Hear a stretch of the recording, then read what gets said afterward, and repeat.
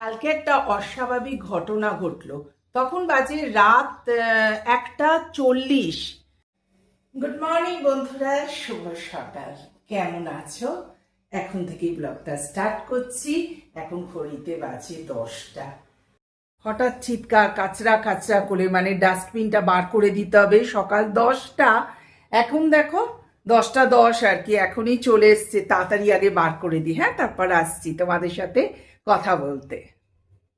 কাজটা বার করে দিয়ে এবার চলে যাচ্ছি বাথরুমে। তোমাদের সাথে একটা জিনিস শেয়ার করি। দেখো, তোমাদের দাদা ভাই সব যেগুলো ভালো ভালো জিনিস আমরা পড়ে গেছি সেগুলো আমরা মেশিনে দিই না। গাছটাকে ভালো করে জল দিতে হবে, তাই এগুলো কেচে গেছে। এগুলো এবার আমি মেলে দিই ভালো করে হ্যাঙ্গার দিয়ে।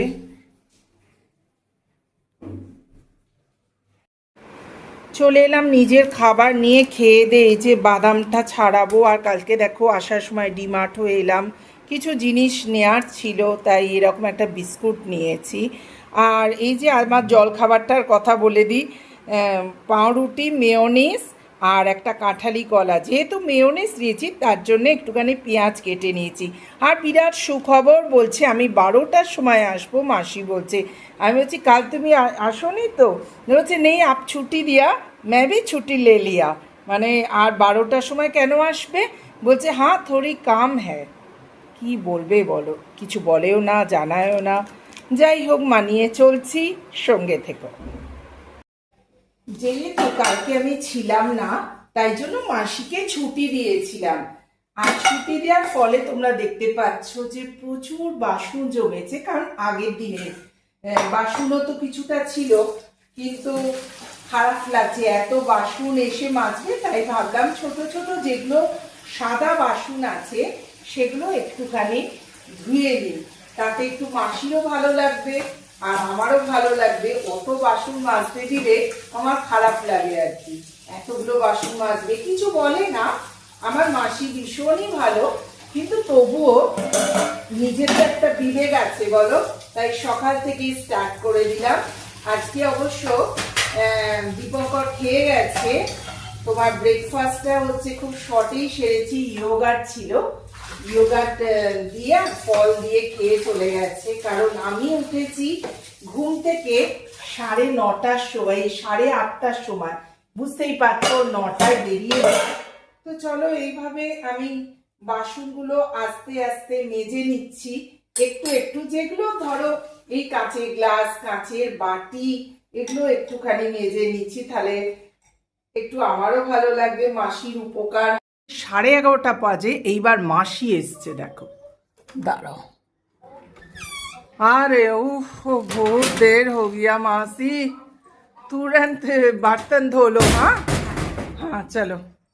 মাসি জাস্ট এলো, বলছে মাকে ঘরে ছাড়তে গিয়েছিলাম, তাই কালকে রয়ে গিয়েছিলাম মার কাছে। এই দেখো, এই ড্রেসটা খুব প্রিয় আমার, কালকে পরে গিয়েছিলাম।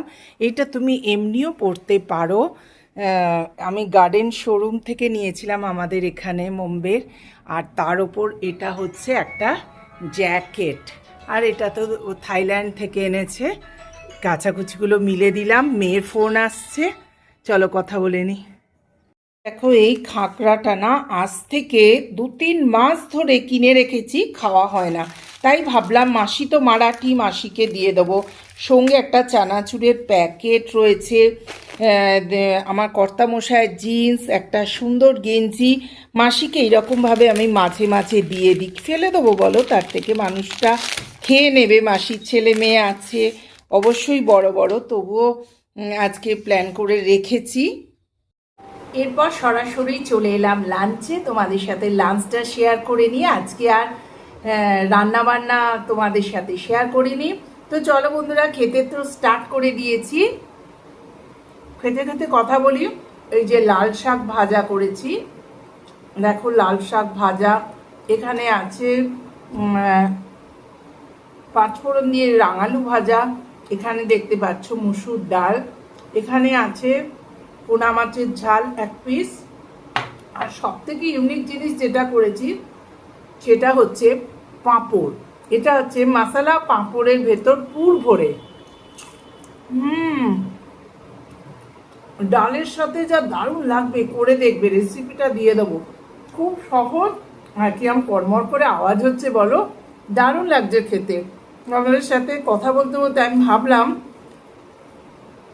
শেয়ার করবো। আর দেখো যখন খেতে বসে গেছি তখন হচ্ছে এই রে, আমার তো লাঞ্চটা শেয়ার করিনি, সেই কখন বন্ধুদের সাথে দেখা করছি, ভীষণ ব্যস্ত ছিলাম ও মাঝখানে। আর কালকে ছিলাম না বলে ফ্রিজে সব কিছু খালি করেছি, সব বার করে গরম করে আলাদা আলাদা করে, মারাত্মক।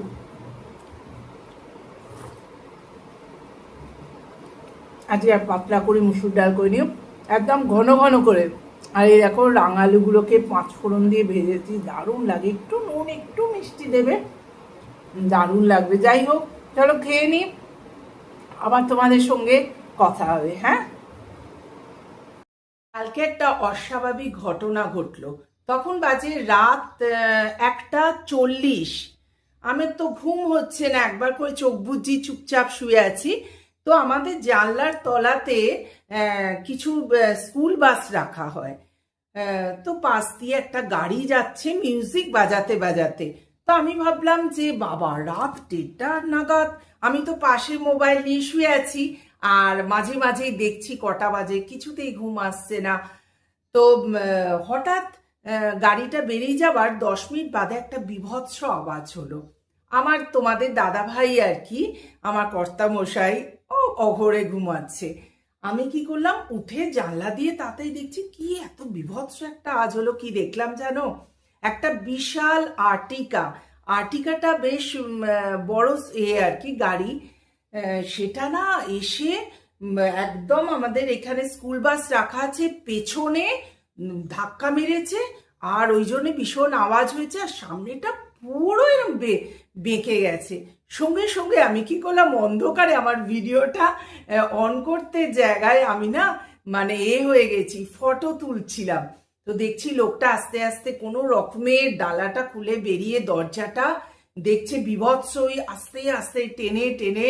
জানি না যে গাড়ির কত ক্ষতি হয়েছে, গাড়ির মালিক এখনো পর্যন্ত জানে না যে গাড়ির পেছনে ধাক্কা মেরেছে। সকালবেলা দাদাভাইকে দেখাচ্ছিলাম, পুরো ওখানে কাদার ওপর দিয়ে গেছে, আর গাড়ির কিছু পার্স তলায় খুলে পড়ে আছে। আমি তো চুপ করে দাঁড়িয়ে দেখছি, না ডাকতে পারছি দাদাভাইকে, কারণ কালকে আমরা একটু ঘোরাঘুরি হয়েছে, তারপর মানুষটা এসে এত ঘুরে ঘুমোচ্ছে, নেই তো আমার ঘুম, তো কি হয়েছে তাই না। তা ডাকলাম না, সকালে এই ফটোগুলো দেখাচ্ছি। তারপরে আস্তে আস্তে ভদ্রলোক মোস্ট প্রবাবলি ড্রাঙ্ক ছিল, বুঝতে পারিনি আমি জানলা থেকে, নালে কেউ পুরো রাস্তা ফাঁকা আমাদের জানলার পাশ দিয়ে এসে মেরে দেবে ওইরকম দূরে রাখা গাড়ির পেছনে, যেটা মানে একটুখানি উঁচুতে রাখা আছে, সেখানে এসে মেরে দেবে, নিশ্চয়ই ড্রাঙ্ক ছিল। তারপর দেখছি আস্তে আস্তে আস্তে আস্তে গাড়িটাকে ব্যাক করে কোনো রকমের সামনের এটা তো পুরো ভেঙে তুবড়ে গেছে। আস্তে আস্তে একটা লাইট জ্বলছে, ওদিকে লাইটটা তো বোধহয় ভেঙে গেছে, চালিয়ে যাচ্ছে। আমি তো ফটাফট করে 2-3টে ফটো তুলেছি, ভিডিও করব। মানে বলে না যে যখন কোনো কিছু বিপদ হয় সেই সময় যদি তোমার ব্রেন কাজ করে না, তাহলে তো আর কি লাভ। আমার সেই সময় বিপদের সময় যে ঠিকভাবে কাজটা করতে পারবে সেই আসল ভালো। আমাদের তো আর বুদ্ধি শুদ্ধি নেই, মানে কিরকম নার্ভাস হয়ে গেছি আর কি দেখে, ওইরকম রাত্রির 1:40, বুঝতে পারছো বন্ধুরা। আর চারিদিকে লাইট জ্বলছে, তো সেই জন্যই দেখতে পাচ্ছি রাস্তার লাইট জ্বলছে, ওদিকে চারিদিকে লাইট জ্বলছে। তাই এই ঘড়িতে এখন সন্ধ্যে 7টা বাজে। তোমাদের দাদাভাই অফিস থেকে এসে ফ্রেশ হয়ে আমাকে নিয়ে চলে এলো মাঠে। এই দেখো গরুও চড়ছে, ওদিকে দাদাভাই ছুটছে আর আমি হাঁটছি। এখান থেকে ভীষণ সুন্দর, দেখো মাঠটা অবশ্যই নোংরা করে ফেলেছে, আগে বিশাল পরিষ্কার ছিল মাঠটা। এই যে গাড়ি আমাদের দাঁড় করিয়ে, কিন্তু এই মাঠে না বৃহস্পতিবার বাজার বসে, তার জন্যে এত বিশ্রী নোংরা করেছে। গুড ইভিনিং বন্ধুরা, শুভ সন্ধ্যা। একটু হাঁটাহাঁটি করতে চলে এলাম, বেশ ভালো লাগে এই মাঠটা এলে। কোনো পলিউশন নেই আর কোনো কিছু নেই, বিশাল মাঠে হাঁটতে দৌড়তে তো ভালোই লাগে বলো। এই যে তোমাদের দাদা ভাই ছুটছে,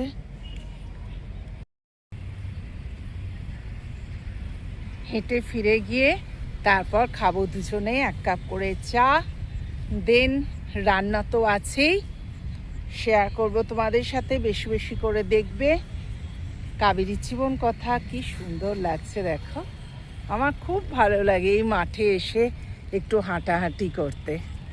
ফিরে এলাম, এসে আর চা খাওয়া হলো না, তার বদলে বানাচ্ছি হচ্ছে এই দেখো মিল্কশেক। দুধ আমার জাল দেওয়া ছিল আর তোমাদের দাদা ভাই বললো একটু ঠান্ডা ঠান্ডা মিল্কশেক বানাও, আর চা খেতে ইচ্ছা হচ্ছে না, ভীষণ গরম পড়েছে জানো, প্রচণ্ড গরম। আমাদের এখানে সেরম ভালো আম পাওয়া যাচ্ছে না, এই রকম সাইজের আম পাওয়া যাচ্ছে, তবে বেশ মিষ্টি।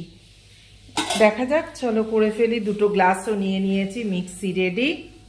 2টো আম ছিল, 2টো আমকে দেখো এরমভাবে ছাড়িয়ে নিয়ে হাত দিয়ে আমি এরম করিনি, যত শর্টে করা যায় আর কি।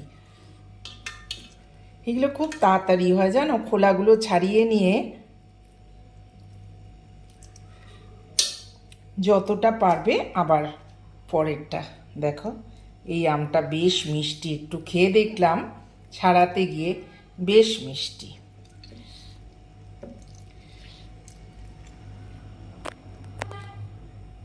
এবার এতে দুধ আর চিনি দিয়ে দিলাম।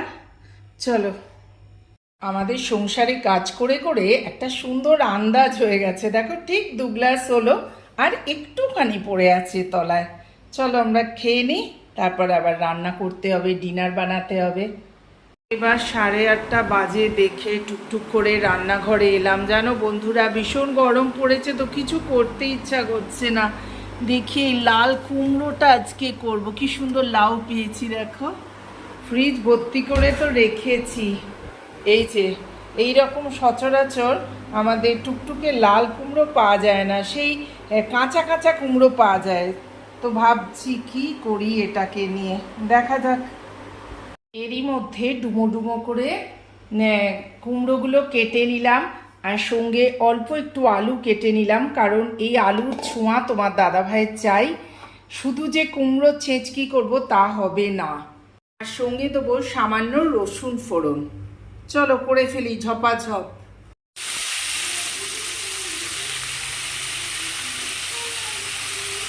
রেডি হয়ে গেল আমার ডিনারের প্লেট। এই হচ্ছে আমার ডিনার আজকে। তো তোমাদের দাদাভাই বললো একটু পরোটার মতো কর, আমি গোল গোল পরোটা করেছি, আর ভালো লাগছে না, কুমড়োর ছক্কা, আর আছে তোমার দাদাভাইয়ের জন্য একটু পনির। টাটা, গুড নাইট, শুভরাত্রি, আবার দেখা হবে নেক্সট ব্লগে। ততক্ষণের জন্য ভালো থাকবেন, সুস্থ থাকবেন, সাবধানে থাকবেন, আর কাবেরী জীবন কথা ব্লগ বেশি বেশি করে দেখবেন, মনে থাকবে। টাটা।